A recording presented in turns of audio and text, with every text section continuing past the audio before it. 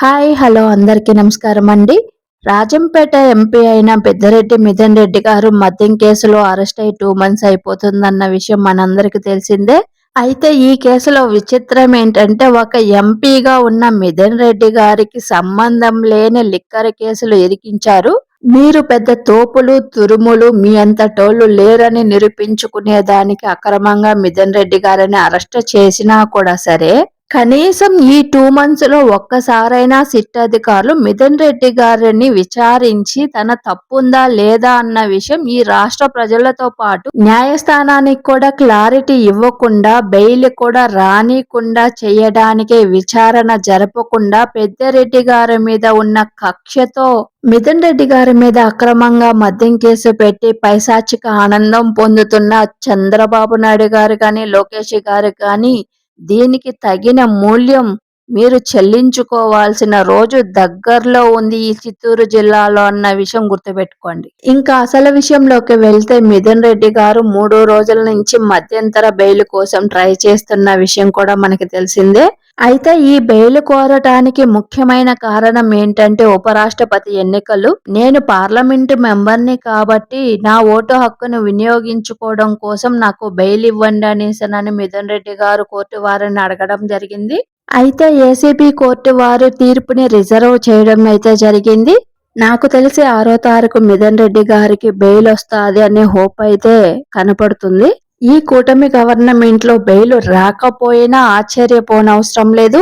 ఎందుకనంటే పైకి నాటకాలాడుతా బీజేపీతో జతకట్టి కూటమిగా ఏర్పడి ఎలక్షన్ లో గెలిచిన చంద్రబాబు నాయుడు గారు బీజేపీ తరపున ఉపరాష్ట్రపతిగా పోటీ చేసిన అతనికి మద్దతు ఇవ్వకుండా కాంగ్రెస్ తరపున నిలబడిన అతనికి మద్దతు ఇవ్వడం కోసం చంద్రబాబు నాయుడు గారు లోపలనే పావులు కదుపుతున్నారనే సమాచారం అయితే బాగా చక్కర్లు కొడుతుంది. అందులో భాగంగానే మిథున్ రెడ్డి గారికి బెయిల్ రానికుండా సిట్టు తరపునున్న లాయర్లు గట్టిగా ట్రై చేస్తున్నారు.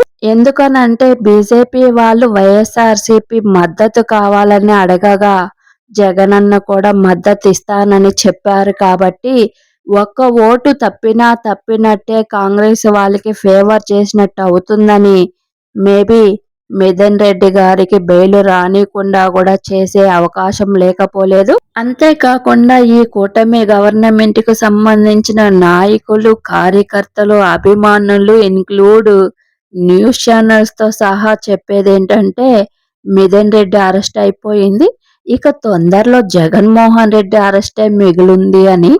మరి ఈ కూటమి గవర్నమెంట్ వచ్చిన 15 నెలల నుంచి ఈ మాట చెప్తూనే ఉన్నారు.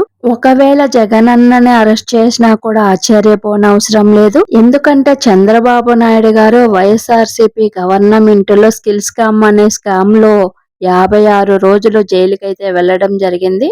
దానిలో భాగంగానే చంద్రబాబు నాయుడు, లోకేష్ నాయుడు గారు కక్ష తీర్చుకునే ప్రాసెస్ లో లిక్కర్ స్కామ్ లో జగనన్నను కూడా చేర్చేసి అరెస్ట్ చేసినా చేయొచ్చు. అయితే ఏమైంది, ఈ రోజు మీ రెడ్ బుక్ లో ఉన్న దాని ప్రకారము మీరు అమలు పరుస్తున్నారు.